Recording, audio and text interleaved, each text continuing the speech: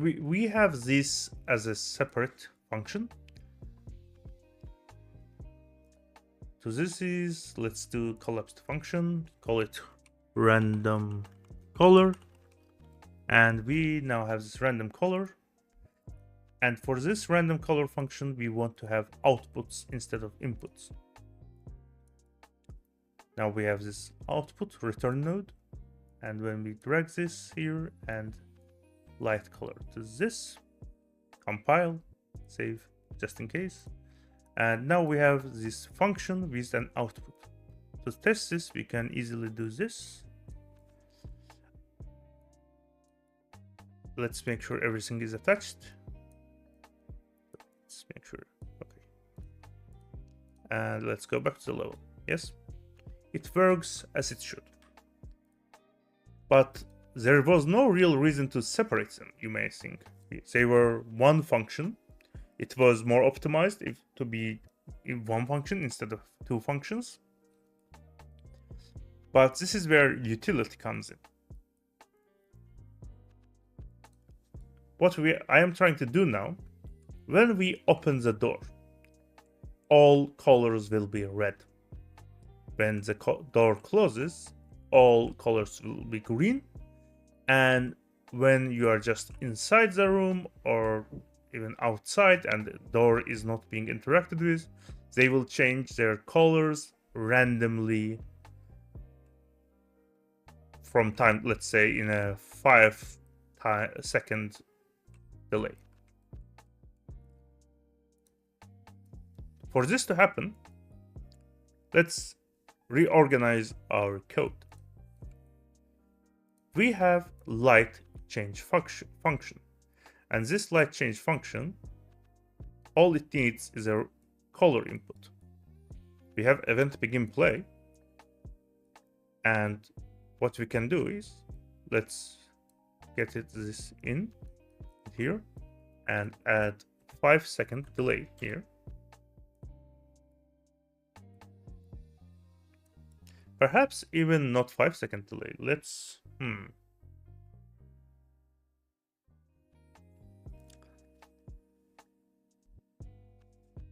we will work on it later on. So what we can do here is add a new event, and it needs to be a custom event. And we are going to call this event open door.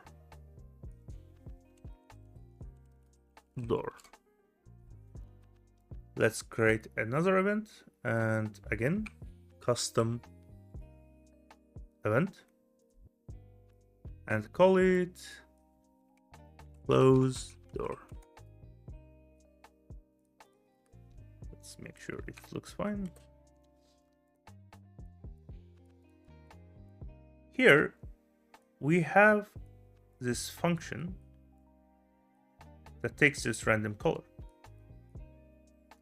Now, do we need to have this function here? Is the question. Not really. You can remove this and this. And let's detach them all from each other and think about this logically. Game begins, we get a random color. So we get this random color.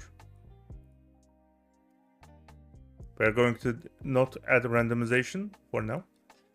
The door opens and we get green color.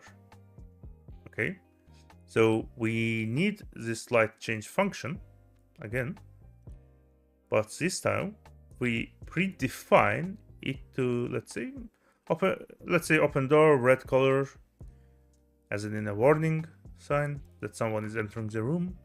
And for closed door, let's say it is just green.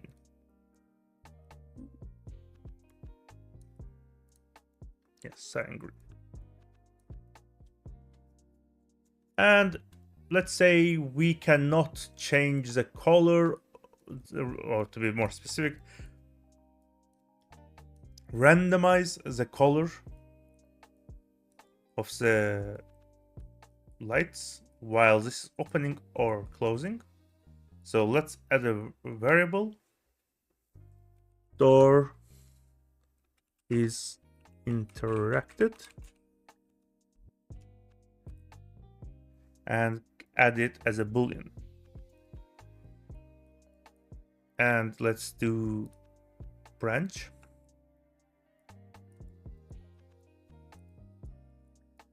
To the end of this color. If the door is being interacted with at the moment, which by default value should be false, we randomize our color and change it to random colors with delay.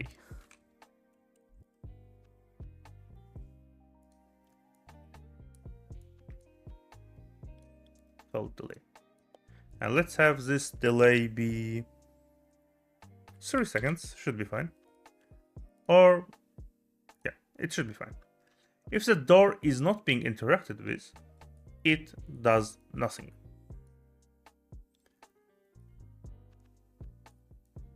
For open door and when closed door, when these events are triggered, we want to set is door is getting interacted into true. So what we do, we get two sets of interaction. We set them true, so it does not get randomized in the middle. And we continue on our process. And if we check our door blueprint, we had a timeline of 5 seconds. So for door to finish opening or closing, it takes 5 seconds. So what we can do is add a delay for 5 seconds. Once, and second time.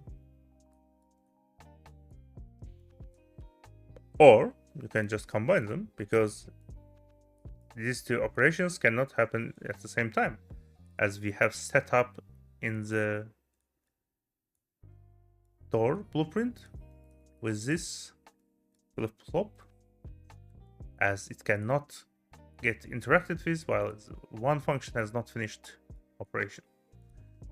Now let's go back. And after 5 seconds of delay, we trigger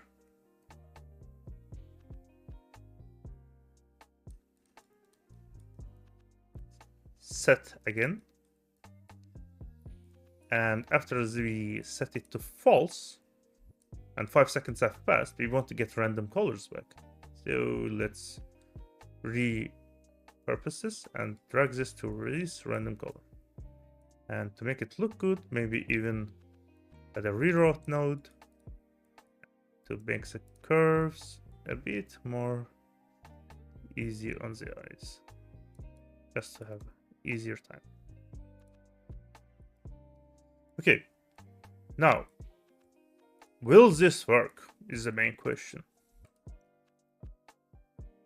The answer is no. Why?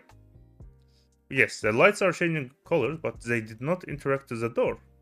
The reason why this happened, we did not really trigger the door. We named it open door, closed door, but that's just a naming thing. We just named it that way. We did not really add anything to trigger this. Now, question is, how do we trigger this function? This is where we, for the simplicity of the course, just will not use interfaces and use casts.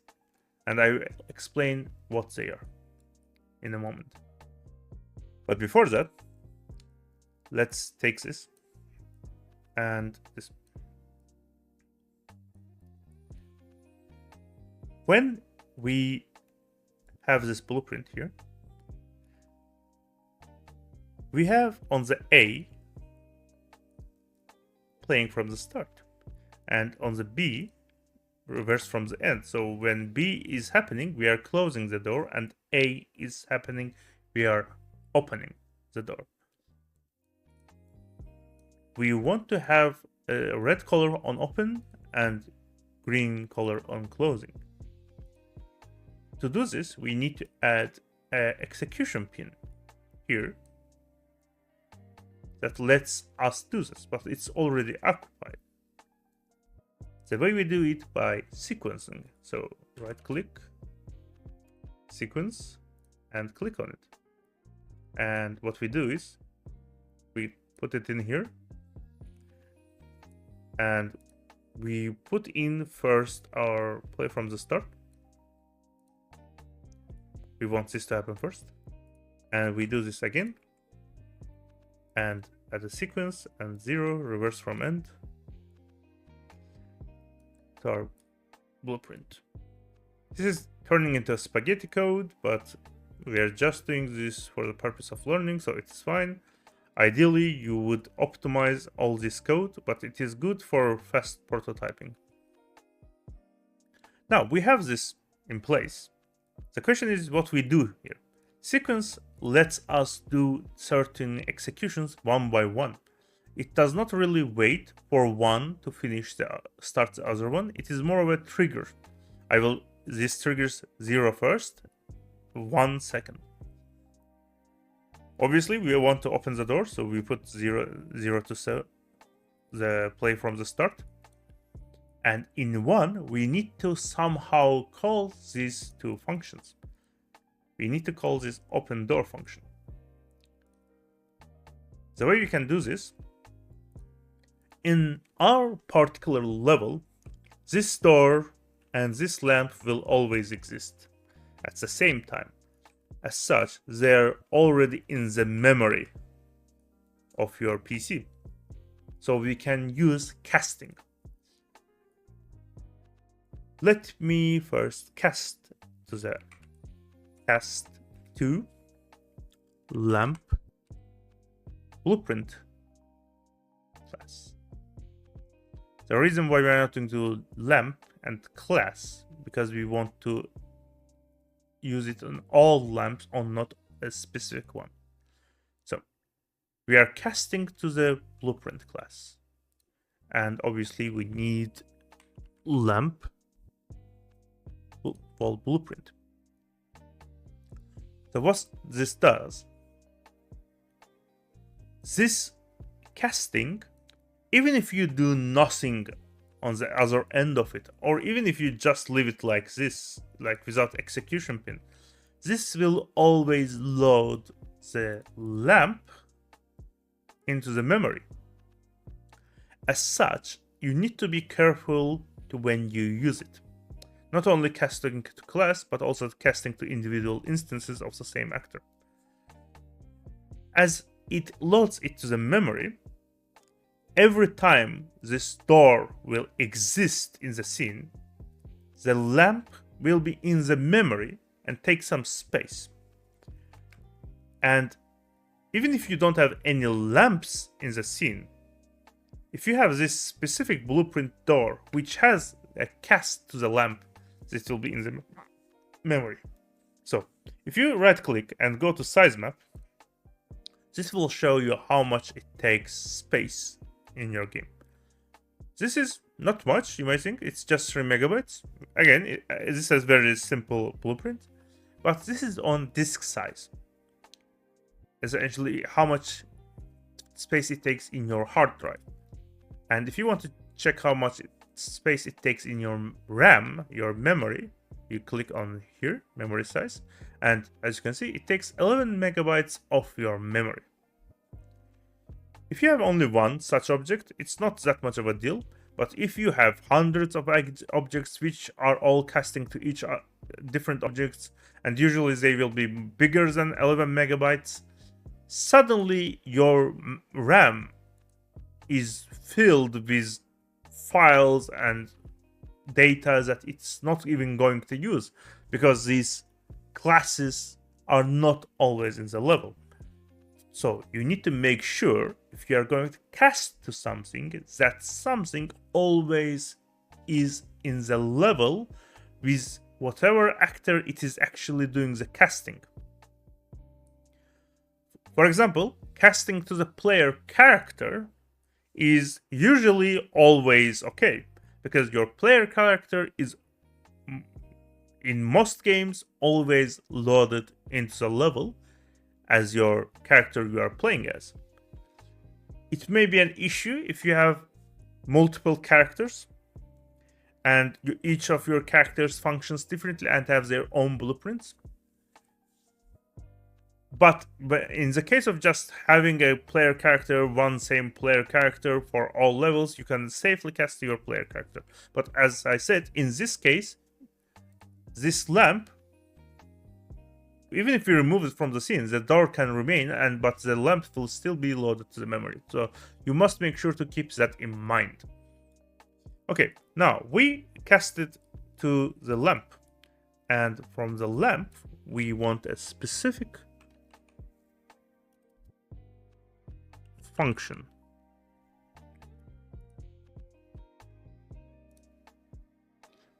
But you may notice we cannot really do this directly, because this blueprint class is all blueprints of the lamp. It's not an instance or a specific instance. So we would need to get all actors of class instead, which is doing exact same thing, but we will get an array instead. So we do exact same thing, which again is very simply, this is going to get a reference to all of them, to all the actors. This is just not getting the reference to the class itself directly. So let's do lamp, and we have now all lamps here, but now there are array in the form of array. So what is an array? Array is a set of multiple variables in one place.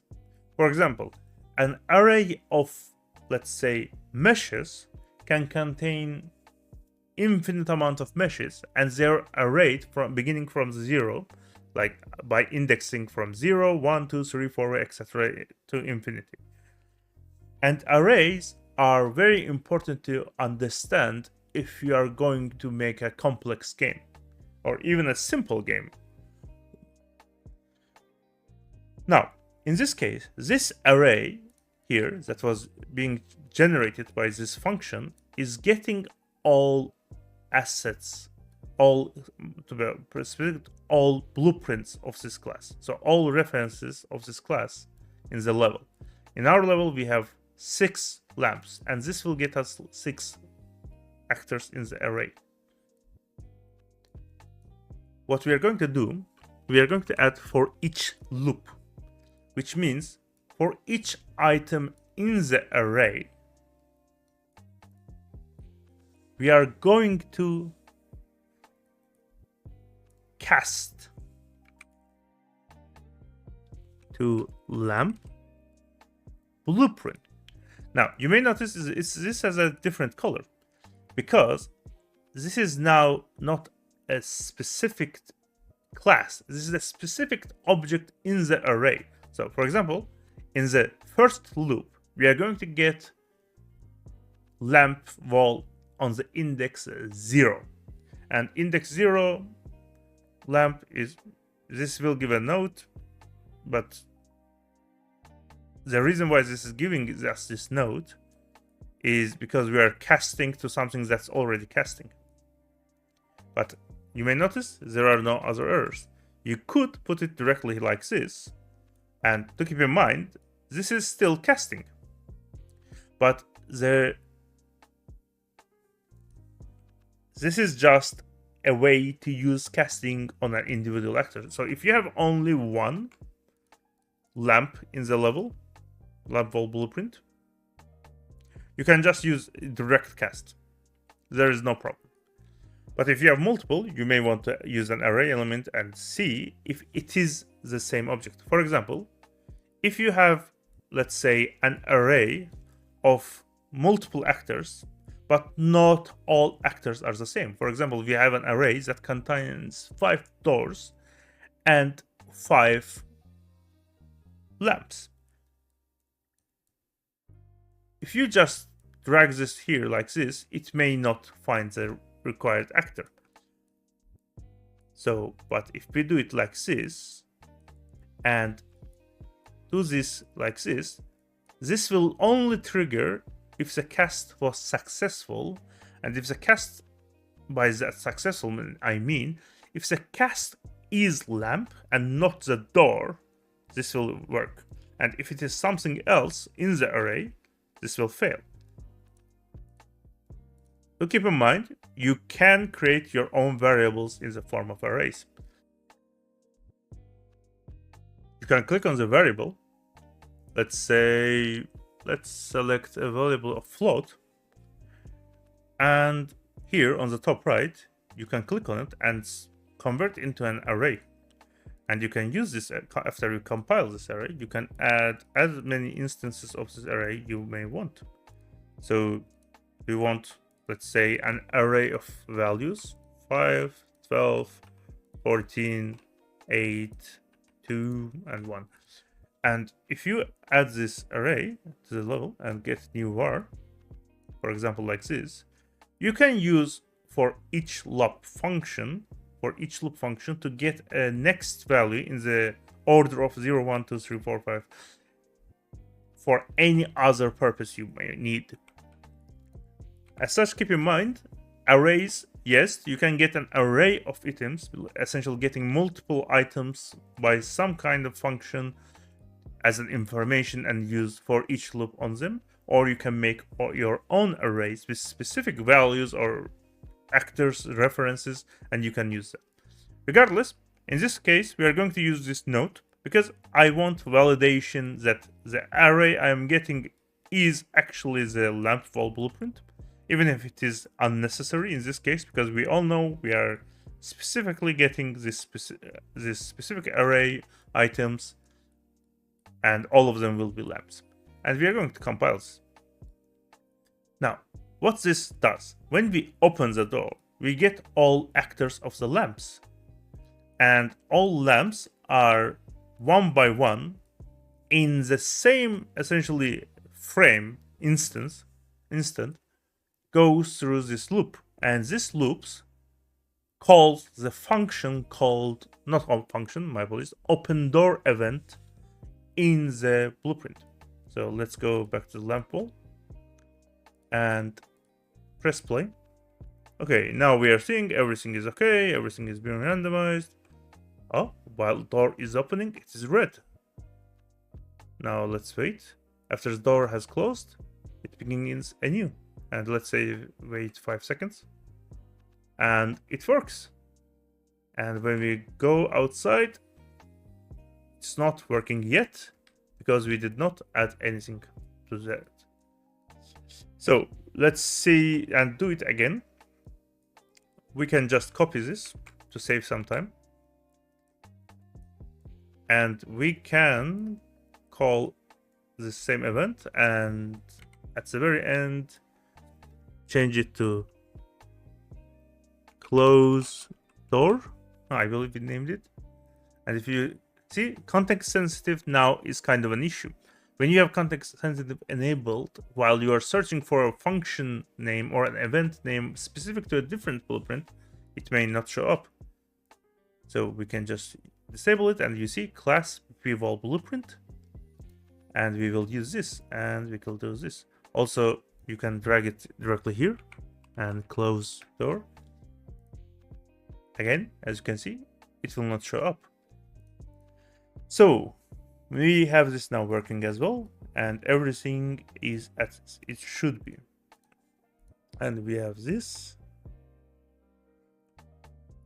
The door is opening. When we enter it, now it's again random colors. When we exit this, it is green. Now let's just add one more small modification to our door so that we can have a more functioning door,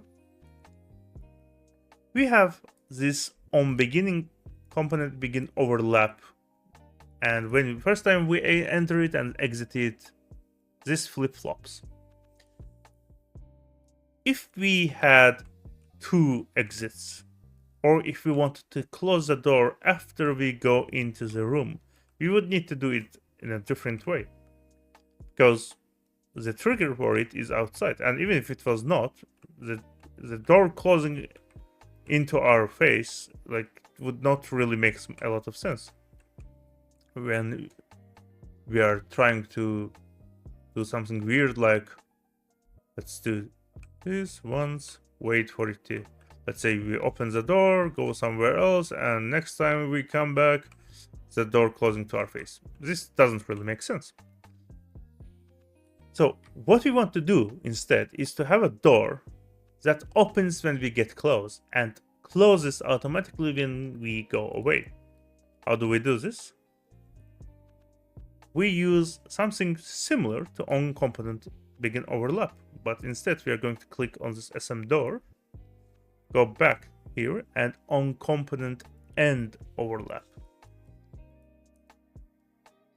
This does the same thing as this function, but we need to make sure we get it for the right event, or we need it for the box. This is the exact same functionality, but now when we finish overlapping, this will trigger. Which means we no longer really need this branch at the very beginning, or this flip-flop. Because it's no longer a question if we can or cannot do it to it being flip-flopped from one in a sequence. No, now we have a different issue. When we want to begin this functionality, we need to have now two branches. So we copy this and this, add it here, and we do this and do this. But let's test it out and see how it works after we edit our box. Now, because we want it to contain the door on both sides, we need to resize this a bit. And let's just make it bigger in case we have something. Let's not make too big and do it like this and test how it works. We get close, it starts opening. If we get anywhere near, it begins again. Now, the reason for this happening is we don't have our previous it can proper trigger for it. Let's go take a look at our event graph. So when it overlaps, if it can open close the door, it triggers and sets this to no, you cannot open close. And this timeline begins, and when it triggers again, this happens. But what we need now is a bit different. What we don't want this to happen anymore in this manner. If we separate our open here and expand it,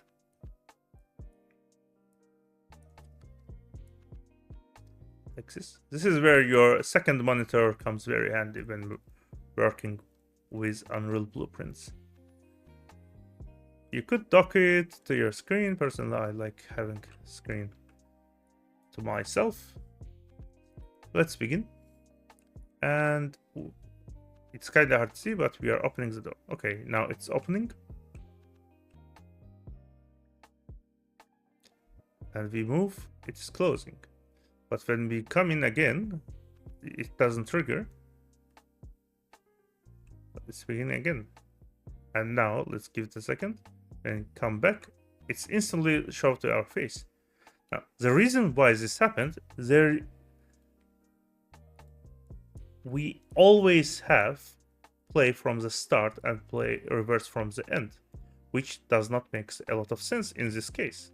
Because what if the door is half open when we approach it? So instead, we are going to do it play and reverse. What will happen now is when we play or now it is playing.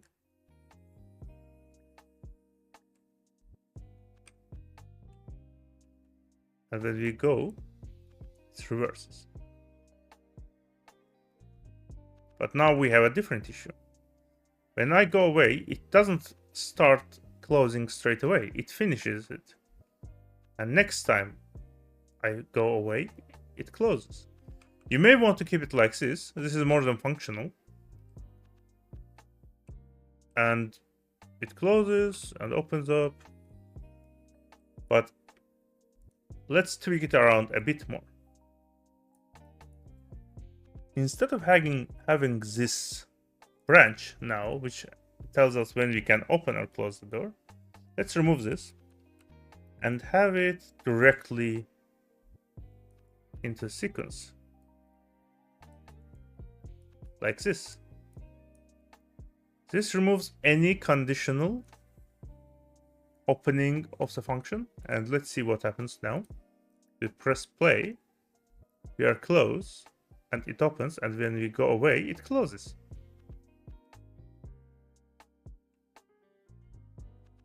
And we can go in, and it's easily closed, and we get in, and it opens. The only issue is like we made it too slow. So let's go back to our timeline and let's make it 3 seconds instead of 5. And we need to also change the value of the second one time-wise and make it 3. So it rotates in the 3 seconds, but that means also we need to edit the delays on open door, and let's make it 3 seconds as well. This is inside lamp ball function. So let's see what happens now. We begin the game, we see the lights changing randomly colors. We get close to the door, it is opening. While opening, it's all red. When it's closing, it is green. And now we're in the room with a lot of lights. Now we can also change the material for this box here. And let's say add this one with reduced emissive. Emissive material is, as we mentioned before, it's a bright material. Material brightness is multiplied here, as you can see. So we can reduce it if we just divide this value.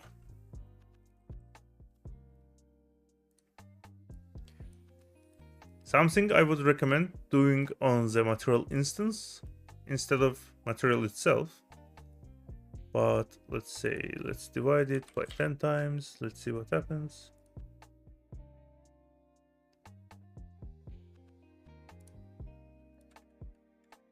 Yeah, it's less bright. So there's less brightness, but maybe a bit too much. So let's do it 4 times less. Apply. I still want some brightness to be there. Yeah. And let's apply the same material here as well. Perhaps not. Again, up to taste. I will leave it here as it is. Save this. And now we have a weird scene where we have this door, some random lights in the middle of nowhere for our pleasure. The blueprints are a very, very expensive subject. You can make anything in the blueprint. There are myriad of nodes you can tweak around, and add your own creativity. We did this simple door function in multiple ways. We took a look at the lights, how we can do it in multiple ways. And the most important thing you need to understand is how flexible everything is in game development. You will not find simple solutions, and even if you in the future try to find information on how to do a specific thing. Let's, for example, we have these cubes here, and when I touch them, they drop down. These are simple cubes with their physics enabled and no blueprints. But you could also do this with blueprints. The difference when you need to do this with blueprints and when you can just enable physics, which will be explained in the next lecture,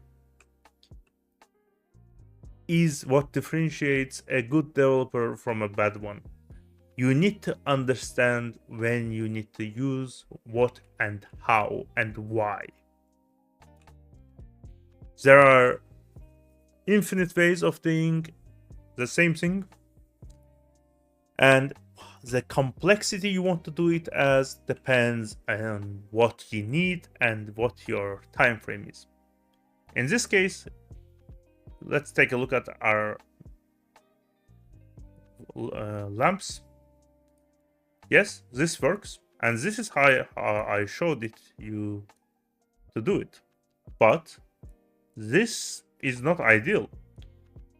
We have a lot of nodes. Again, we did not reorganize them. We have variable that instead of getting here, we could have inherited from somewhere else. We did not have to really use casts for this. We could have used interfaces, which will be explained in the next lecture. And all of this was up to a creative freedom. We could have done multiple things in multiple ways, and it all boils down to what you want to do and how you want to do it. Don't limit yourself with your blueprints, and when you search for information on forums, on community forums, maybe on YouTube, Google, and you find the specific thing you need, do keep in mind you may have a better way of doing this. As I have showcased before in this lecture, this door and this lamp, and we did it multiple ways. It's such a simple thing, but it still has infinite ways of doing it. See you in the next lecture, where we are going to actually make an interactable small scene which can be used to prototype a simple game, and you will have complete freedom on what you want to make and how you want to make it. But before that, we will have a task. This task is going to be a bit more difficult, and in this task we are going to use all our knowledge we have learned so far and create and enliven your scene further. I have shown you few things with how you can do in blueprints. It was not much, as blueprints are a very expensive topic,